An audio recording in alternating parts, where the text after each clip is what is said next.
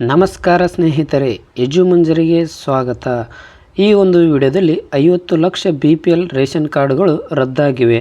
ಈ BPL ration ಕಾರ್ಡ್ಗಳಲ್ಲಿ ನಿಮ್ಮ ಹೆಸರು ಇದೆ ಅಥವಾ ಇಲ್ಲವಾ, ಹಾಗೂ ಈ ಒಂದು BPL ರೇಷನ್ ಕಾರ್ಡ್ ರದ್ದಾಗಿದ್ದರೆ ಮುಂದೆ ಏನು ಮಾಡಬೇಕು, ಹಾಗೂ ಈ BPL ಕಾರ್ಡ್ ರೇಷನ್ ಕಾರ್ಡ್ ರದ್ದಾಗಲು ಕಾರಣ ಏನು, ಮತ್ತು BPL ರೇಷನ್ ಕಾರ್ಡ್ ಚಲಾವಣೆಯಲ್ಲಿ ಇರಬೇಕಂದ್ರೆ ಏನು ಮಾಡಬೇಕು, ಹಾಗೂ ಈ ಒಂದು ರೇಷನ್ ಕಾರ್ಡನ್ನು ಚಲಾವಣೆ ಇರಬೇಕಂದ್ರೆ 2 ರೂಲ್ಸ್ಗಳನ್ನು ತಂದಿದ್ದಾರೆ. ಆ ರೂಲ್ಸ್ಗಳನ್ನು ಪಾಲಿಸದಿದ್ದರೆ ಮುಂದೆ ಈ ರೇಷನ್ ಕಾರ್ಡ್ ಏನಾಗ್ತದೆ, ಎಲ್ಲ ಮಾಹಿತಿಯನ್ನು ಈ ಒಂದು ಯೂಟ್ಯೂಬ್ ಚಾನಲ್ ಮೂಲಕ ತಿಳಿದುಕೊಳ್ಳೋಣ. ಅದಕ್ಕಿಂತ ಮೊದಲು ನಮ್ಮ ಯಜುಮಂಜರಿ ಯೂಟ್ಯೂಬ್ ಚಾನಲನ್ನು ಸಬ್ಸ್ಕ್ರೈಬ್ ಮಾಡಿಲ್ಲ ಅಂದರೆ ದಯವಿಟ್ಟು ಸಬ್ಸ್ಕ್ರೈಬ್ ಮಾಡಿ ಹಾಗೂ ಶೇರ್ ಮಾಡಿ. ನೋಡಿ, ಈ ಎಲ್ಲ ಮಾಹಿತಿಗಳನ್ನು ಹಾಗೆ ಗೃಹಲಕ್ಷ್ಮಿ ಯೋಜನೆಗೆ ಸಂಬಂಧಪಟ್ಟಿದ್ದಾಗಿರ್ಬೋದು, ಹಾಗೆ ಅನ್ನಭಾಗ್ಯ ಯೋಜನೆಗೆ ಸಂಬಂಧಪಟ್ಟಿದ್ದಾಗಿರೋದು, ಇನ್ನಿತರ ಎಲ್ಲ ಯೋಜನೆಗಳಿಗೆ ಸಂಬಂಧಪಟ್ಟಿದ್ದಾಗಿರೋದು ಎಲ್ಲ ಪ್ರಮುಖ ಮಾಹಿತಿಗಳನ್ನು ನಾವು ಸರ್ಕಾರದ ಕೇಂದ್ರ ಏನು ಕಚೇರಿಗಳಿರ್ತದೆ, ಕಚೇರಿಗಳ ಮೂಲಕ ನಿಖರವಾದ ಮಾಹಿತಿಯನ್ನು ತಿಳಿದುಕೊಂಡು ಈ ಒಂದು ಚಾನಲ್ ಮೂಲಕ ಮಾಹಿತಿಯನ್ನು ತಿಳಿಸುತ್ತಿದ್ದೇವೆ. ಆದ್ದರಿಂದ ನಮ್ಮ ಯಜುಮಂಜರಿ ಯೂಟ್ಯೂಬ್ ಚಾನಲನ್ನು ಸಬ್ಸ್ಕ್ರೈಬ್ ಮಾಡಿ ಹಾಗೂ ಶೇರ್ ಮಾಡಿ.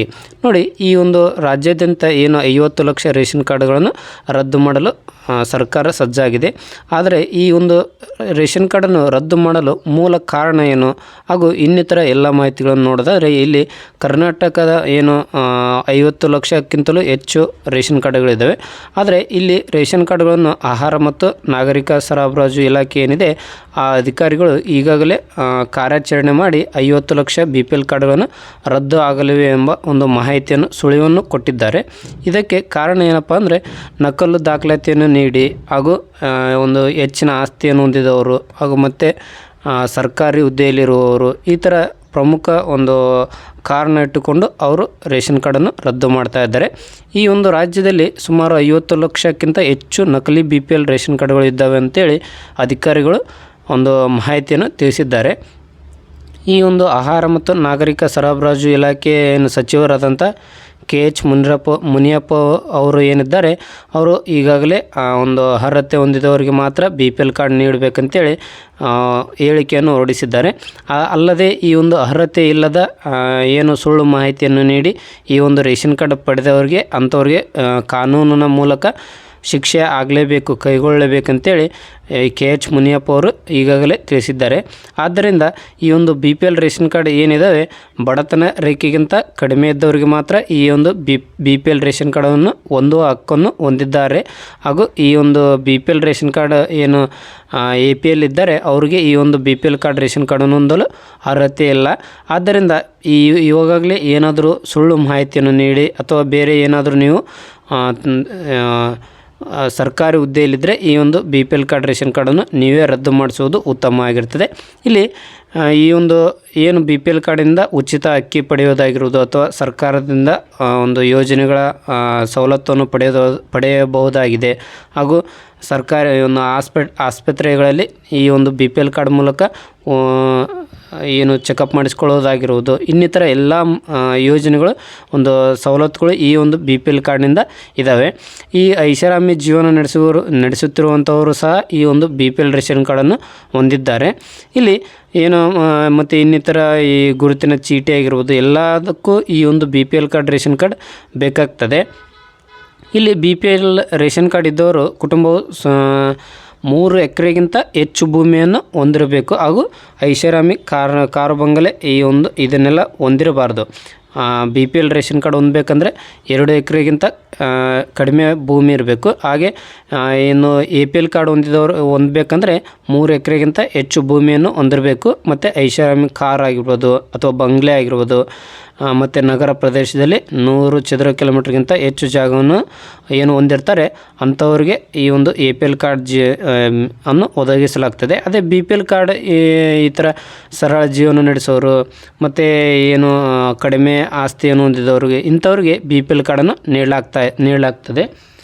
ಇಲ್ಲಿ ಏನು ಅಕ್ರಮವಾಗಿ BPL ಕಾರ್ಡ್ ಏನು ಹೊಂದಿದ್ದಾರೆ ಅವರಿಗೆ ಖುದ್ದಾಗಿ ಆಹಾರ ಇಲಾಖೆ ಸಚಿವರು ಮತ್ತು ಅಧಿಕಾರಿಗಳೇ ಅವರಿಗೆ ಒಂದು ನೋಟಿಸನ್ನು ನೀಡಿ ಇಂಥ ರೇಷನ್ ಕಾರ್ಡ್ಗಳನ್ನು ಗುರುತಿಸಿ ಅವರಿಗೆ ರೇಷನ್ ಕಾರ್ಡನ್ನು ರದ್ದು ಮಾಡಿ ಹಾಗೂ ಕಾನೂನಾತ್ಮಕವಾಗಿ ಶಿಕ್ಷೆಯನ್ನು ಕೊಡ್ತಾರೆ ಅವರಿಗೆ. ಇಲ್ಲಿ ಆದಾಗ್ಯೂ ಇವರು ಸುಳ್ಳು ಮಾಹಿತಿ ಅಥವಾ ಏನು ತಪ್ಪಾದ ಮಾಹಿತಿಯನ್ನು ನೀಡಿ ಈ ಒಂದು BPL ಕಾರ್ಡನ್ನು ಪಡೆದುಕೊಂಡರೆ ಅವರಿಗೆ ಕಾನೂನಾತ್ಮಕವಾಗಿ ಶಿಕ್ಷೆಯನ್ನು ಕೊಟ್ಟು ಅದೇ ರೀತಿಯಾಗಿ ದಂಡವನ್ನು ಸಹ ನೀಡ್ತಾರೆ. ಆದ್ದರಿಂದ ಈ ಒಂದು ರೇಷನ್ ಕಾರ್ಡ್ ರದ್ದು ಮಾಡುವುದಷ್ಟೇ ಅಲ್ಲದೆ ದಂಡ ಹಾಗೂ ಶಿಕ್ಷೆಯನ್ನು ಸಹ ಜೊತೆಗೆ ಇಲ್ಲಿ ನೀಡ್ತಾರೆ. ಇಲ್ಲಿವರೆಗೆ BPL ಕಾರ್ಡ್ ಏನು ಮೂಲಕ ನ್ಯಾಯಬೆಲೆ ಅಂಗಡಿಯಲ್ಲಿ ಉಚಿತವಾಗಿ ರೇಷನನ್ನು ಪಡೆದುಕೊಳ್ತಿದ್ವಿ. ಅಷ್ಟು ತಿಂಗಳ ಅಕ್ಕಿಗೆ 35 ರೂಪಾಯಿಯಂತೆ ದಂಡ ವಸೂಲಿ ಮಾಡಿ ಒಂದು ಶಿಕ್ಷೆಯನ್ನು ಸಹ ನೀಡಲಾಗ್ತಾಯಿದೆ. ಈ ಒಂದು BPL ಕಾರ್ಡ್ನಿಂದ ಬೇರೆ ಬೇರೆ APL ಕಾರ್ಡಾಗಿ ಹೇಗೆ ಪರಿವರ್ತನೆ ಆಗ್ತದಪ್ಪ ಅಂದರೆ ಇಲ್ಲಿ ಹೆಚ್ಚಿನ ಆಸ್ತಿ ಹೊಂದಿದವರಿಗೆ APL ಕಾರ್ಡ್ ಅಂತೇಳಿ ಅನ್ವಯ ಆಗ್ತದೆ. ಹಾಗೂ ಈ ಒಂದು ಆಹಾರ ಇಲಾಖೆ ಸಚಿವರಾದಂಥ KH ಮುನಿಯಪ್ಪ ಅವರು ಈಗಾಗಲೇ ತಿಳಿಸಿರೋ ಪ್ರಕಾರ ಜಾಸ್ತಿ ಆಸ್ತಿಯನ್ನು ಹೊಂದಿರುವಂತಿಲ್ಲ. ಮತ್ತು ಈ ಒಂದು 2018ರಿಂದ 2020ರವರೆಗೆ ಸುಮಾರು 12.47 ಲಕ್ಷ BPL ರೇಷನ್ ಕಾರ್ಡ್ಗಳು ಇದ್ದಾವೆ.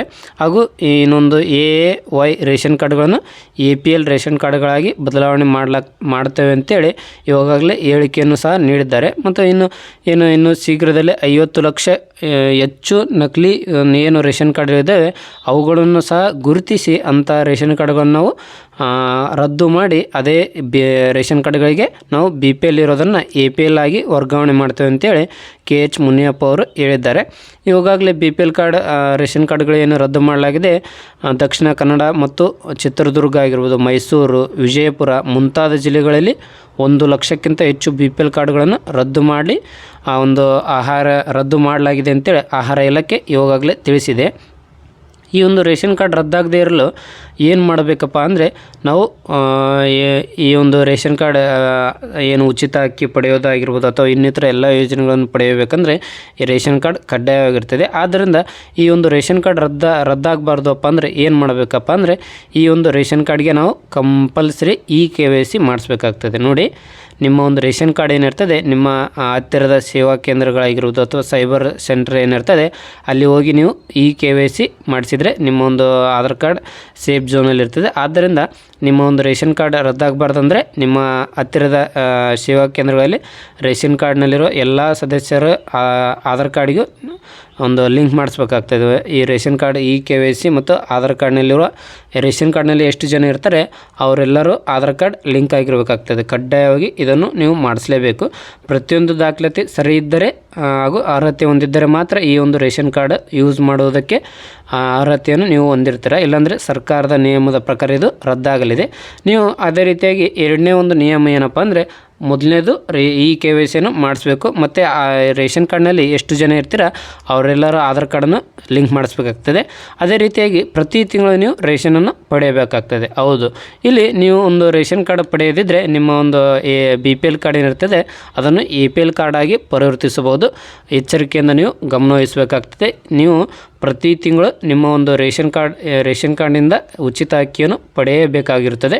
ಜೊತೆಗೆ ರೇಷನ್ ಕಾರ್ಡ್ ರದ್ದಾಗಬಾರ್ದಪ್ಪ ಅಂದರೆ ನೀವು ಪ್ರತಿ ತಿಂಗಳು ಏನು ನ್ಯಾಯಬೆಲೆ ಅಂಗಡಿ ಇರ್ತವೆ ಆ ಮೂಲಕ ಒಂದು ರೇಷನನ್ನು ಕನಿಷ್ಠ 3 ತಿಂಗಳ ಒಳಗಾಗಿ ನೀವು ಒಂದು ಸಲ ಆದರೂ ತೊಗೊಂಡು ಬರೋಕ್ಕಾಗ್ತದೆ.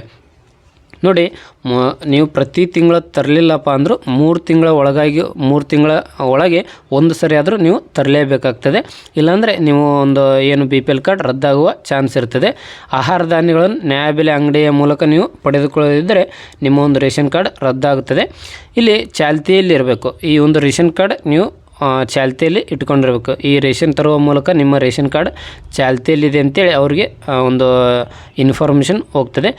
ಈಗಾಗಲೇ ರದ್ದಾದ ರೇಷನ್ ಕಾರ್ಡ್ಗಳನ್ನು ಪಟ್ಟಿ ಹೇಗೆ ಚೆಕ್ ಮಾಡಬೇಕಪ್ಪ, ನಿಮ್ಮದೇನಾದರೂ ರೇಷನ್ ಕಾರ್ಡ್ ರದ್ದಾಗಿದ್ದರೆ ಯಾವ ರೀತಿ ಚೆಕ್ ಮಾಡಬೇಕಪ್ಪ ಅಂದರೆ ನೀವು ಆಹಾರ ಇಲಾಖೆಯನ್ನು ಅಧಿಕೃತ ವೆಬ್ಸೈಟ್ ಇದೆ, ಆ ಒಂದು ಅಧಿಕೃತ ವೆಬ್ಸೈಟ್ಗೆ ಭೇಟಿ ನೀಡಿ ಅಲ್ಲಿ ಈ ಸರ್ವಿಸ್ ಏನು ಇರ್ತದೆ ಆ ಒಂದು ಈ ಸರ್ವಿಸ್ಗೆ ಕ್ಲಿಕ್ ಮಾಡಿದರೆ ಅದೇ ರೀತಿಯಾಗಿ ಮತ್ತು ಅಲ್ಲಿ ನಿಮಗೆ ರೇಷನ್ ಕಾರ್ಡ್ ರದ್ದತಿ ಅಥವಾ ತಡೆ ಹಿಡಿಯಲಾದ ರೇಷನ್ ಕಾರ್ಡ್ ಪಟ್ಟಿ ಅಂತ ಬರ್ತದೆ. ಅಲ್ಲಿ ರೇಷನ್ ಕಾರ್ಡ್ ಏನದು ಕಾರ್ಡ್ ತಡೆ ಹಿಡಿಯಲಾದ ಪಟ್ಟಿ ರೇಷನ್ ಕಾರ್ಡ್ ಪಟ್ಟಿ ಬರ್ತದೆ.